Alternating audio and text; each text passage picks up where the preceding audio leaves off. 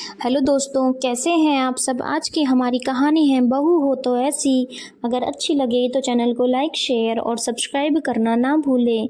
नई नवेली बहुरानी हेमा सास रेखा जी के लिए चाय लेकर आई ही थी कि उसे देखते ही रेखा जी बिफर पड़ी और वहीं से बैठे बैठे बड़ी बहू सगुन को आवाज़ देते हुए कहा, यह क्या है सगुन बहू, तुमने मुझे कप में चाय भी क्यों भिजवाई। तुम्हें पता नहीं है कि मैं कांच के गिलास में चाय पीती हूँ, फिर भी तुमने यह दुम छल्ले वाला कप भिजवा दिया।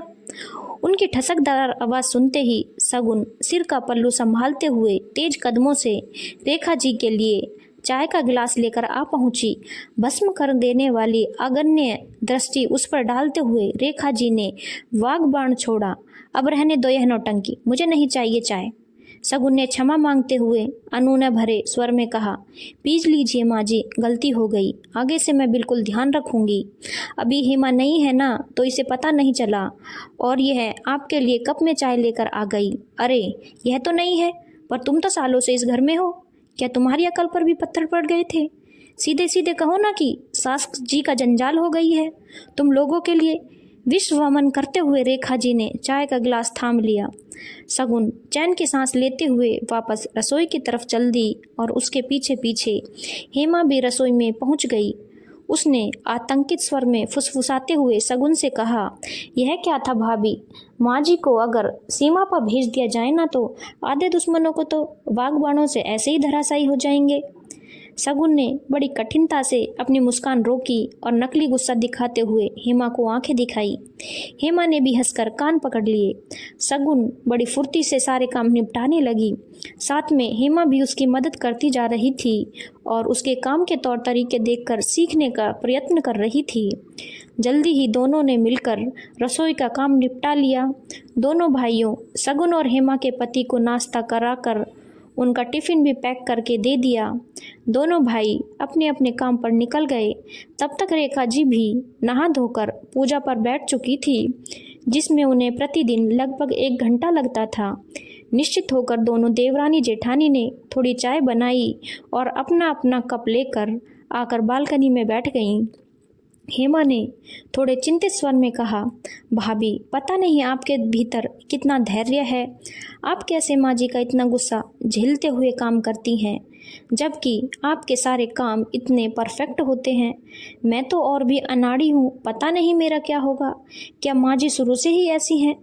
शांत और गंभीर स्वभाव की सगुन उसकी मासूम बातों पर मुस्कुरा पड़ी। तुम्हें पता है हेमा, जब यह दोनों भाई छोटे थे तभी ससुर जी गुजर गए थे। ससुराल वालों ने उन्हें मनहूस कहकर उन्हें अलग थलग कर दिया। माँ जी के मायके में बस उनके एक भाई ही थे जो आर्थिक रूप से ही तंगी से गुजर रहे थे। ऐसे में माँ जी ने जैसे तैसे लोगों के कपड़े सीकर दोनों भाइयों को पाला पोसा है। आज वे जो कुछ भी हैं केवल माँ जी के त्याग और तपस्या के कारण ही हैं। लेकिन अकेले ही सारी विषमताएं झेलते झेलते माँ जी का स्वभाव थोड़ा रूखा हो गया है, मगर वह दिल की बहुत अच्छी हैं। सबके लिए उनके मन में ममता का सागर लहराता रहता है। उन्होंने जीवन में खुशियाँ बहुत कम देखी हैं ना, इसीलिए उनका स्वभाव थोड़ा कड़क सा हो गया है। इस सफ़ेद रंग ने उनके जीवन के सारे रंग ही छीन लिए और अब वह स्वयं को बदल नहीं पा रही हैं। मुझे मालूम है कि वह हृदय से मुझे बहुत प्यार करती हैं, लेकिन जब से आई हूँ मेरे साथ भी उनका व्यवहार ऊपर से ऐसा ही रहता है। ना कुछ मौज मस्ती कर सकती हूँ, ना कहीं घूमने जा सकती हूँ, क्योंकि वो घर से बाहर कहीं नहीं जाने देती। ऐसे में उन्हें अकेले छोड़कर जाना मेरे लिए भी संभव नहीं हो पाता, लेकिन मेरा बहुत ध्यान भी रखती हैं। मुझे आइसक्रीम पसंद है तो बेटों से आइसक्रीम मंगवा कर चुपके से फ्रिज में रख देती हैं। कोई भी मौका होता है तो चुन चुन कर मेरे लिए साड़ियाँ और गहने मंगवाती हैं। मैं सब कुछ समझती हूँ हेमा, लेकिन उनके व्यवहार में कैसे बदलाव लाऊं यह समझ नहीं पा रही हूँ। हेमा ने होले से सगुन का हाथ दबाते हुए कहा, आप चिंता मत करो भाभी, अब मैं आ गई हूँ ना कुछ रास्ता तो निकाल ही लूँगी। माँ जी अगर नारियल के समान हैं तो उनके अंदर जो स्नेह की धारा है उसका रसवादन तो करके ही रहूँगी। चलो आज दोपहर में आप तैयार रहना, आज हम तीनों बाहर घूमने चलेंगे। आप, मैं और माँ जी थोड़ी बहुत शॉपिंग करेंगे और कुछ खा पी कर आएंगे।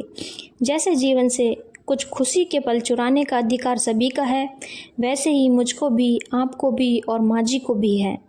तेरा दिमाग तो ठिकाने पर है, क्या अनाप शनाप बोल रही है? शगुन ने चिहुक कर कहा तो हेमा आंख दबाकर मुस्कुरा पड़ी।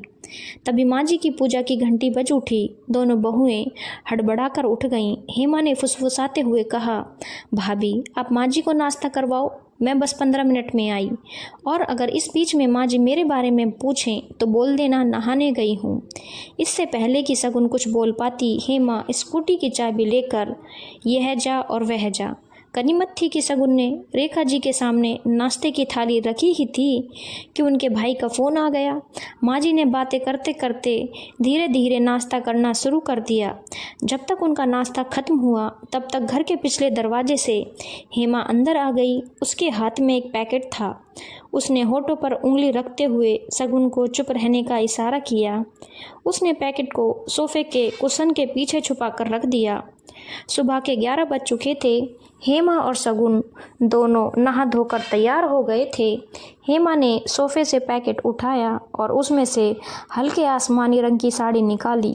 साड़ी लेकर वह रेखा जी के पास पहुंची और बड़े मनोहार से साड़ी उनके कंधे पर उड़ाते हुए कहा, माँ जी आप यह साड़ी पहनो ना प्लीज।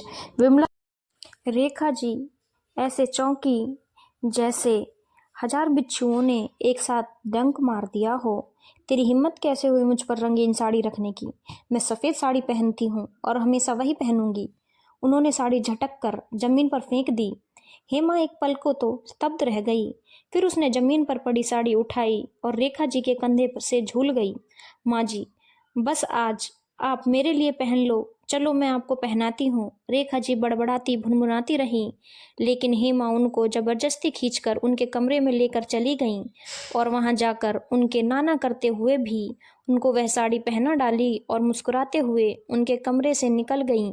रेखा जी भी अभी भी बड़बड़ा रही थी, लेकिन शगुन ने उनके कमरे के खुले दरवाजे से देखा कि वह आईने में स्वयं को आड़ी तिरछी होकर निहारती भी जा रही थी। हेमा ने आकर पैकेट में से पर्ल का एक हल्का सा सेट निकाला और जाकर रेखा जी को पहनाने लगी।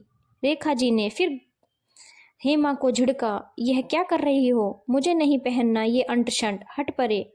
हेमा ने जबरदस्ती नेकलेस उनके गले में डाल दिया और उनको आईने की तरफ मोड़कर कहा, देखिए ना माँ जी, इतनी अच्छी तो लग रही हैं आप, बस आज मेरे लिए पहन लीजिए। आईने की तरफ देखते ही विमला जी की आंखों में हल्की सी चमक आ गई, पर उन्होंने ऊपर से कहा, चल आज पहन लेती हूँ, फिर ऐसी जिद ना करना। कभी यह ना समझ कि तेरे कहने में आ जाऊंगी बार बार।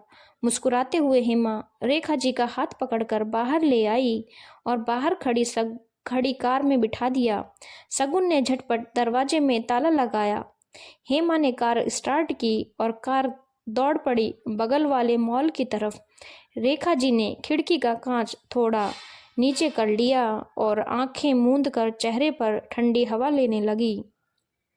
मॉल पहुंचकर हेमा ने गाड़ी रोकी। अनुनय भरे स्वर में रेखा जी से कहा, माँ जी हम यहाँ आए हैं, प्लीज आप यहाँ मत डांटना। घर चल के फिर आपको जितना डांटना हो आप हम दोनों को डांट लेना। अभी चलो हमारे साथ। रेखा जी के चेहरे पर झिझक साफ दिख रही थी, फिर भी मन मार कर उन दोनों के साथ चली गईं।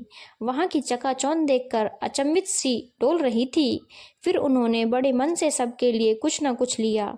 हेमा ने कहा, माँ जी आपको फ़ोन बहुत पुराना हो गया है, चलिए आपके लिए नया फ़ोन लेते हैं। बाल सुलभ उत्साह झलक गया रेखा जी के चेहरे पर, मगर फिर स्वयं को रोकते हुए उन्होंने कहा, अरे मैं क्या करूँगी नया फ़ोन लेकर, मेरा काम तो पुराने फ़ोन से भी चल जाता है। लेकिन हेमा ने फिर भी एक स्मार्टफोन उनके लिए ले ही लिया। उनके चेहरे पर खिली प्यारी सी मुस्कान दोनों बहुओं से छिपी न रह सकी। मॉल से बाहर निकलते ही हेमा ने कहा, चलो गोलगप्पे खाते हैं। आशा के अनुरूप ही रेखा देवी ने तुरंत विरोध किया, ज़्यादा चटकारे लेने की कोई जरूरत नहीं है, अब चलो घर। मगर हेमा उन्हें खींचते हुए गोलगप्पे के स्टॉल तक ले ही आई। गोलगप्पे वाले ने सभी को गोलगप्पे दिए तो हेमा ने गोलगप्पा उठाकर प्यार से रेखा जी के मुंह में ठूस दिया। थोड़ा पानी बहकर उनकी ठुड्डी से टपकने लगा। दोनों बहुएं हंस पड़ी और मज़ा तो तब आया जब गोलगप्पा खत्म होने के बाद रेखा जी ने अपनी प्लेट गोलगप्पे वाले की तरफ फिर से हौले से बढ़ा दिया। तीनों की सवारी अब वापस घर की तरफ दौड़ रही थी। घर पहुंचते ही रेखा जी ने फरमाइश की, अरे मुझे तो थका दिया इस बित्ते भर की छोकरी ने, जरा सी चाय बना दे।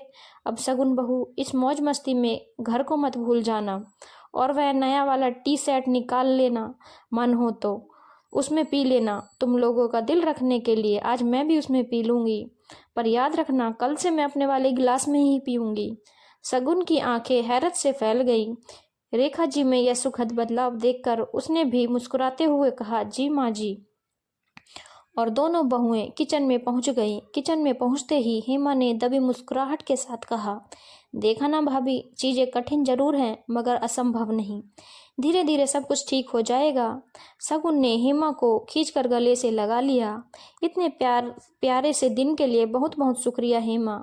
आज कितने दिनों के बाद लगा कि जिंदगी जी है। अचानक दोनों की नजरें सोफे पर बैठी रेखा जी पर पड़ी, जो कांटों से खींच के ये आंचल की धुन गुनगुनाते हुए नए फोन से सेल्फी लेने का प्रयत्न कर रही थी। दोनों बहुएं एक दूसरे की ओर देखकर खिलखिला पड़ी। अगर आपको कहानी अच्छी लगी हो तो चैनल को लाइक, शेयर और सब्सक्राइब करना ना भूलें।